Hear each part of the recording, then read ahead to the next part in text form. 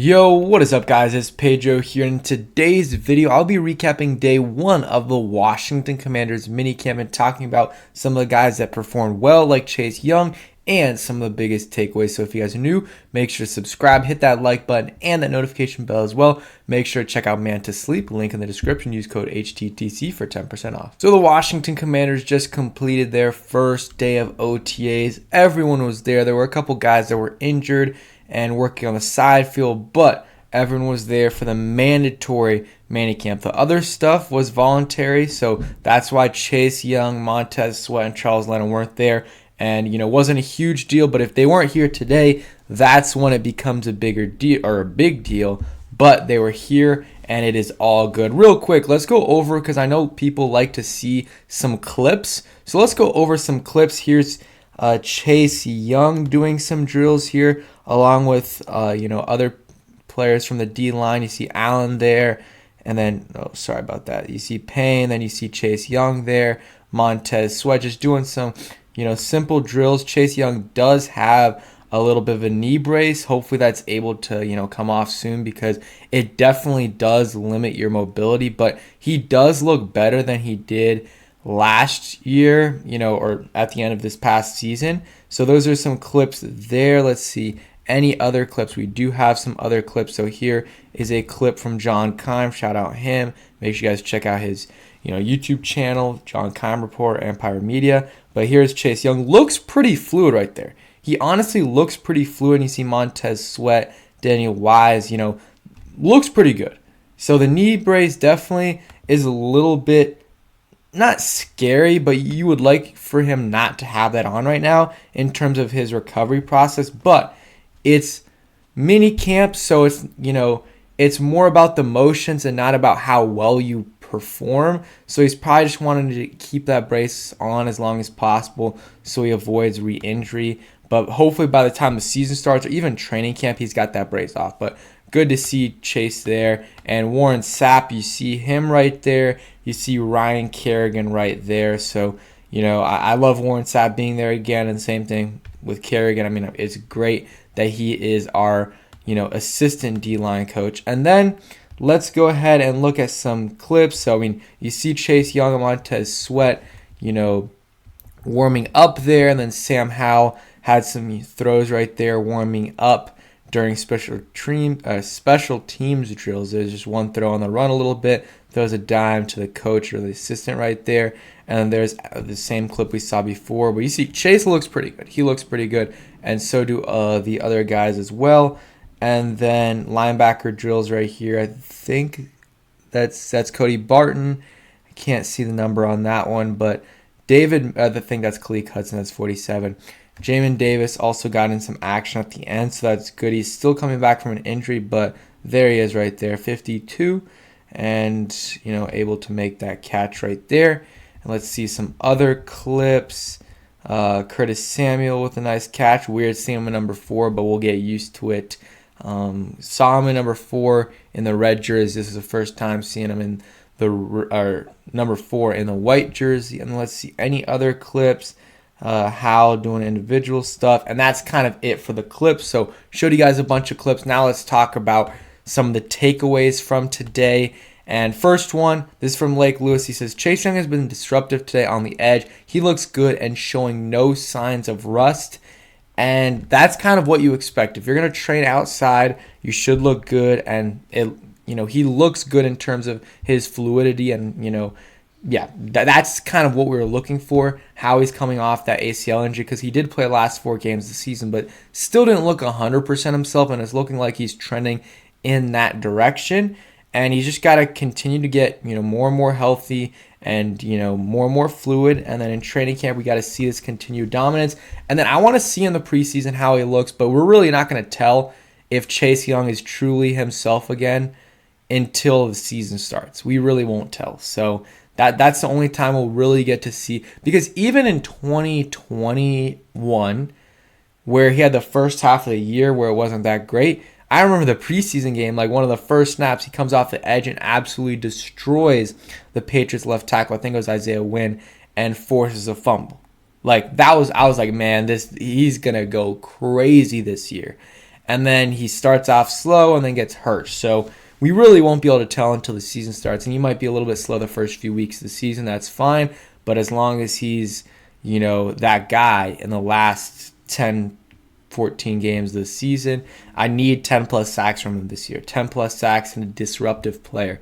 So it's good to hear that he's looking good. Nikki Jabala says, Chase Young looks pretty good, more confident, just dipped under Cornelius Lucas for a would-be sack of Sam Howell. No contact and can't touch QB anyways during team drills. So he would have gotten Howell if they were actually doing contact stuff or in a game, but couldn't touch him. But first day back and he's already getting a sack. That's good to see. Not necessarily for the offensive line, but good for Chase Young and getting his confidence up. I think that's something that his confidence needs to be up. And then, hopefully with whoever he's training with, he developed some of those pass rush moves, because that was probably the biggest issue with him. He's always been good in the run game. He has always been good in the run game. Even in 2021, when he wasn't great as a pass rusher, he was still a very, very good run defender. And you don't draft a guy number 2 to be a good run defender, but still, he was good at that. He just gotta that's never been an issue. It's the pass rushing moves. He mostly uses the bull rush, so he's got to develop a little bit more of a bag, and I think he will. Real quick word from our sponsor. And huge shout out to Mantis Sleep for sponsoring this video. They make the best sleep masks in the world. They have a bunch of different types that can change temperatures, that can change the sound that you're listening to when you're going to bed and when you're waking up. I've been using it for the last month or so, and it's done wonders for my sleep. My sleep has improved drastically. I've been getting good quality sleep whenever I'm having a tough time sleeping. I just put the mask on and go to bed, and it's great. So check them out. Use code HTTC for 10% off. So I think that's it on the Chase Young talk. Again, great to hear he looks like a monster already. And you just got to, like all these players, you just got to continue that, stay healthy, and then reset over those 6 weeks between minicamp and training camp, and then come back ready for training camp. And I think he'll do that. I think he'll do that for sure.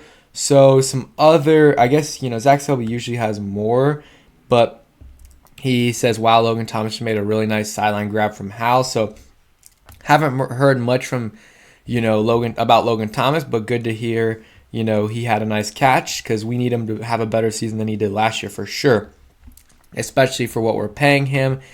And then more up and down for Hal, but he just made a nice, fast, decisive throw to McLaurin in 77. Seems like Hal had a little bit of a worse day today, had a couple picks, but throwing it to McLaurin a little bit. Didn't hear much about Jahan or Cole Turner, but good to hear that right there. And then let's see. Rashad Wildgoose just had some really nice play in the slot this afternoon. Hal targeted Dax Milne, but Wildgoose tipped it up, leading to an interception for Khaleke Hudson. So it looks like Wildgoose is playing pretty well. And, Khaleke Hudson, he didn't make an amazing play, but he was at the right place at the right time and was able to haul it in, and that's what you want in your linebacker. So Khaleke Hudson's stock is going up a bit. It is going up and has a chance to, be that third linebacker on this team.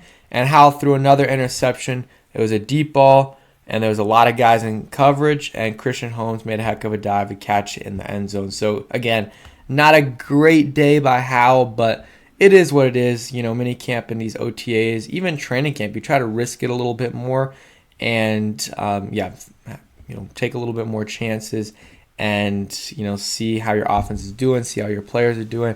But, again, guy in like double or triple coverage, you don't necessarily want to do that. Something else that happened today, I don't have the tweet out, but someone said that Eric Bieniemy chewed out a guy, and I think because he wasn't, running into the huddle, and he pulled him out. So, hey, if you're taking plays off, Eric Bieniemy is not with that. He's not going to let that slide, and I love to hear that. So let's see. Let's go over some quotes today.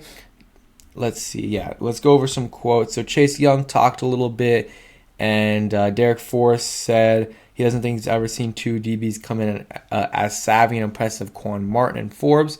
Great to hear. Derek Forrest says Hal's, been pretty smart in knowing where Forrest is going to be a lot of the times. And Young said it's night and day in terms of health compared to where he was at last year. Chase Young, 1 year from today, he wasn't even close to coming back. It was still 6 months away from when he actually came back. Cosme talked a little bit, Young says he felt explosive. Cosme thinks he's going to excel at guard. I think he will as well. And then Cole Turner, I can't remember the exact number, but he said he lost some body fat, and I think he went from 14 to 9. So and by all accounts, he's looking really good. He also said he had like a torn hamstring last year, so that's why he, it took him a while to get back from the injury, which sucks because he was looking really, really good last offseason. And again, got hurt before the season started. So he's got to stay healthy, man. That's the biggest thing for him. He's one of the, I would say, probably top 5 guys, one of the top 5 guys I'm excited to see this year. Definitely in the preseason, he'll be one of those guys that I'm really excited to see. I mean, Hal is definitely one of them. Then you got Cole Turner's another. Jahan in year 2 is another guy. And then probably Forbes and Martin. Those are my 5. I mean, there might be some other guys. Chase Young. Chase is more of like a excited but nervous at the same time. Like, that's the same thing I felt about Wentz last year. And I'm not saying it's going to be the same result. But with Wentz, I was excited to see what he would look like. But also nervous at the same time because I wasn't very confident. With Chase, I'm nervous because, again, I don't know what to expect. But I'm also excited because I know this guy can be an elite pass rusher. And I know some people have given up on him and think he's done. I've said it for a while. I'm still not there yet. If after the first half of the season he's got a sack or 2, okay, maybe that's when I, jump off the train. I've been critical of him, but that's just because of how much I expect from Chase Young. I mean, I think going into the 2021 season, after his rookie year, I predicted like 12 plus sacks. I predicted him to be top 5, top 10, I think, in Defensive Player of the Year voting. Didn't even come close to that, and that's why I've been critical of him. So I still think he can be a really good player. This is really his last year to prove that he can be an elite player, because after this year, I think a lot of people, if he has like a 6-7 sack year, I think a lot of people are going to look at him like a Jadeveon Clowney type. But if he goes out there, has 9, 10, 11 plus sacks, I think people will still be confident he can be an elite pass rusher in this league. And hey, I'm excited to see if he can still do that. And let's see, I'll pull up the tweet from Kime about, so he went from 14% body fat to 9% body fat this offseason. And Kime says he has looked good this spring. So he's probably, he could be tight end 1. I don't think he will be, but maybe by the end of the season. And I'm getting ahead of myself because it is just mini camp right now. But if he can get even better during the 6-week stretch between minicamp and training camp, then ball out in training camp, ball out in preseason, and start out pretty well in the first few games of the season, I think they could eventually have him as a starter. And that's kind of it for today. Honestly, nothing much happened. Nothing much happened in terms of, the media didn't really report any of the big plays. Selby usually, goes more in depth in terms of play-by-play, but now he's doing the notebook, so he'll probably just do that there. So, that's it for today's video. Hope you guys did enjoy. If you did, hit that like button, subscribe if you guys are new, and peace.